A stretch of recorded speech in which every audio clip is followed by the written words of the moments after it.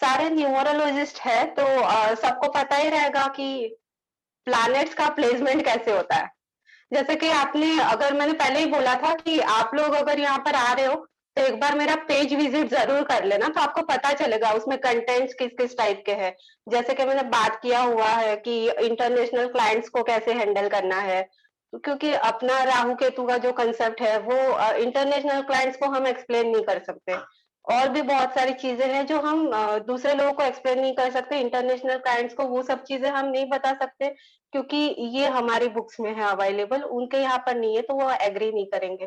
तो उन सब चीजों के एक्सप्लेनेशन कैसे करना है, प्लैनेट्स एक्चुअली कैसे वर्क करते हैं, वो सब चीजें हमें जाननी रहेगी। तो उसके लिए पहले मैं जानना चाहती हूँ, क्या सारे न्यूमरोलॉजिस्ट को पता है प्लैनेट्स का प्लेसमेंट कैसे होता है?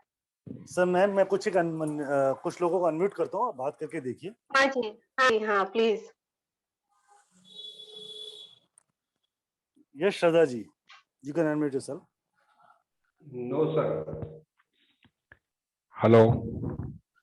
जय श्री हेलो कृष्णा। मैम, अभी जय श्री स्टडी कृष्णा। कर रहे हैं न्यूमरोलॉजी की। लोशु पढ़ा है और वैदिक न्यूमरोलॉजी पढ़ी है। ये कौन बात कर रहे हैं? मैं शारदा चौधरी। ओके ओके, हाँ हाँ, आपसे बात हुआ था। तो तो मुझे यही पूछना था कि आपको प्लैनेट्स के प्लेसमेंट्स कैसे है वो एक्चुअली पता है? लोशु के हिसाब से पता है मैम, और कुछ नहीं पता।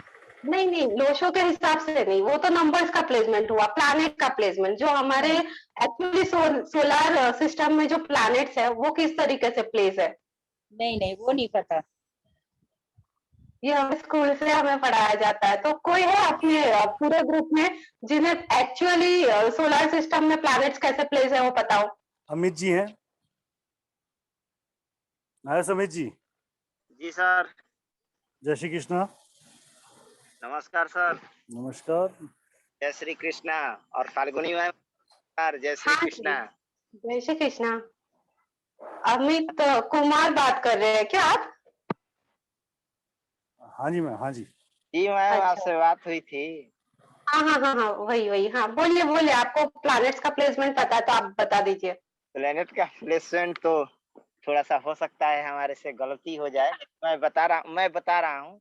हाँ जी, बताइए। सूरज के बगल में जो है कि बुध है, हम्म शुक्र है, हम्म और उसके बाद मंगल है, और मंगल के बाद गुरु होगा, गुरु के बाद शनि होगा। हो गया। थोड़ा सा देखिए, ये यूज नहीं बिल्कुल मैम, करते, कोई डे टू बात नहीं, डे लाइफ नेक्स्ट इसका यूज नहीं होता है। जन्म कुंडली में हमें तो ओके, अभी मैं मेरा, कुंडली में तो सारा प्लेसमेंट मैं बता सकता हूँ जो आप। ठीक है, तो राहुल सर मैं मेरा स्क्रीन शेयर करती हूँ, दिख रहा है? Wait ma'am, yes it's now there. Okay, तो एक्चुअली सोलर सिस्टम में जो प्लैनेट्स की प्लेसमेंट है, ठीक है, अपने जो प्लैनेट्स की प्लेसमेंट है वो कैसे है, हम कभी पृथ्वी को काउंट ही नहीं करते क्योंकि हम उस पे रहते हैं, और चंद्र कहाँ प्लेस होता है किसी को पता ही नहीं है। तो सन के सबसे नजदीक जो है वो मर्क्यूरी है, ठीक है, इसलिए उसे प्रिंस भी बोलते हैं। लेकिन सन इतना गर्म होके भी उसे कुछ भी साइड इफेक्ट नहीं होता है, क्योंकि सन का ये मर्क्यूरी के ऊपर कोई भी ये नहीं है, एटमॉस्फेयर नहीं है, ठीक है। देन है वीनस। वीनस जो है मर्क्यूरी के बाद जो वीनस है, वो वीनस का जो आप देखोगे उसका एक्चुअली अर्थ के जितना ही है, तो उसको ट्विन प्लैनेट्स भी बोलते हैं, ठीक है, दोनों की साइज सेम है। तो वीनस जो है उसका क्या होता है ना, वीनस जब डेवलप हुआ था तो उसमें पानी था एक्चुअली, लेकिन सन के हीट की वजह से उसने वीनस को डैमेज कर दिया, और वीनस जो है वो उल्टा चलता है, जो सारे प्लैनेट्स है ना उससे वो उल्टा चलता है, उसका सर्कुलेशन रॉन्ग डायरेक्शन में चलता है बाकी प्लैनेट से। उसके बाद होता है अपना अर्थ।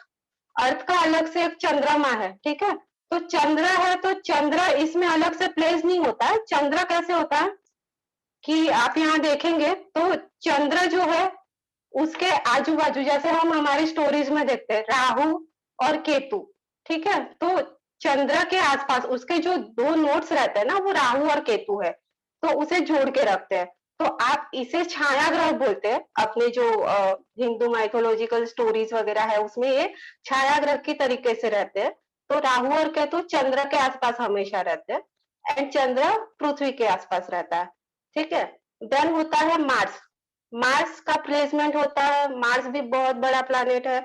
एंड उसके बाद होता है जुपिटर। जुपिटर इतना बड़ा है कि उसमें बहुत सारी पृथ्वी समा सकती है, ठीक है। देन सैटर्न होता है। अब सैटर्न जो है, सैटर्न भी काफी बड़ा है, स्लो मूविंग प्लैनेट है। उसके आसपास क्या है आप देखोगे तो रॉक से बना हुआ लेयर है, आइस से बना हुआ एक लेयर है। तो वो जो लेयर है उसकी वजह से सन उसके जो आइस के लेयर है उसे डैमेज कर सकता है। देन अगर हम लोग देखें हम राहु केतु की स्टोरीज अगर दूसरे इंटरनेशनल क्लाइंट्स को बताने जाए तो वो लोगों को हम ये सब चीजें 7 नंबर 4 नंबर का एक्सप्लेनेशन नहीं दे सकते। लेकिन जब हमारा ये 31 मार्च 1781 में यूरेनस का फाउंडेशन हुआ था, यूरेनस सर्च हुआ था, तो उनका डेट जो था वो 31 था, इसलिए इसे 4th नंबर दे दिया गया। जैसे हम लोग हिंदू वगैरह जो ज्योतिष वगैरह जानते रहेंगे उनको पता रहेगा, वो लोग इसे प्रजापति या तो हर्षल बोलते हैं।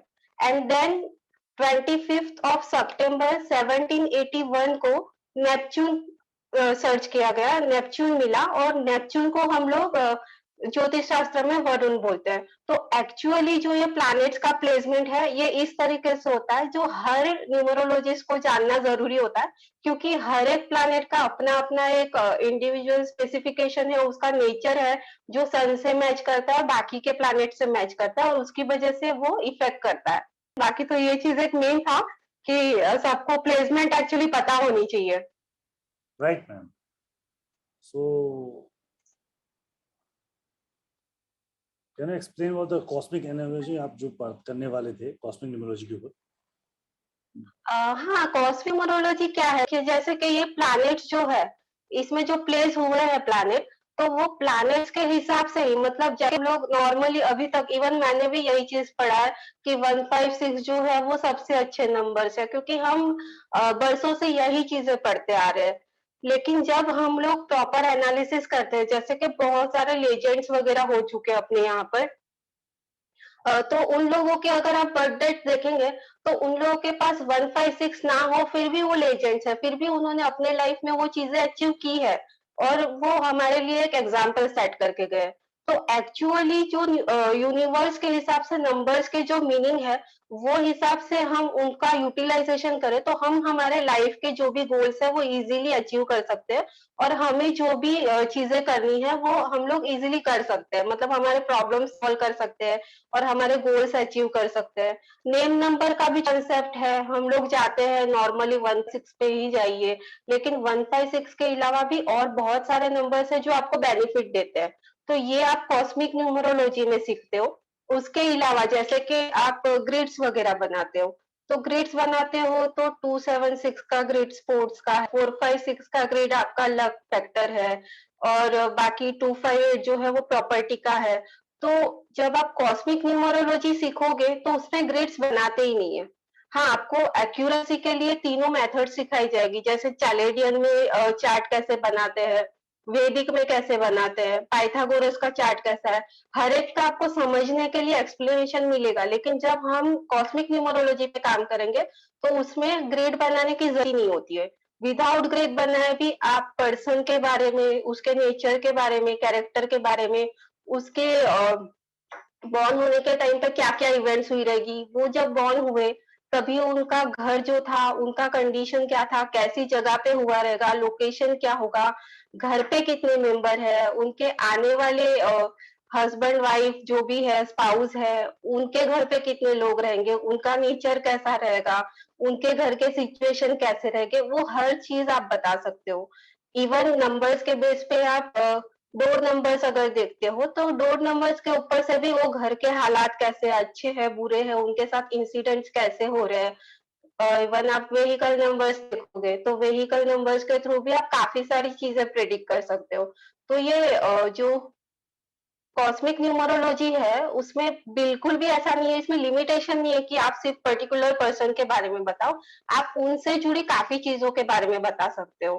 प्लस उनको बेबीज कितने होंगे, होंगे भी या नहीं होंगे, डिले होंगे, ट्विंस होंगे, तो ये सारी चीजें आपको फॉर्मूला के साथ बताई जाएगी और प्रिडिक्शन का भी अलग से एक मेथड दिया जाएगा। इवन लॉस्ट कुछ चीजें खो गई है, कुछ पर्सन खो गए, तो उन चीजों का भी आपको फॉर्मूला वगैरह बताया जाएगा।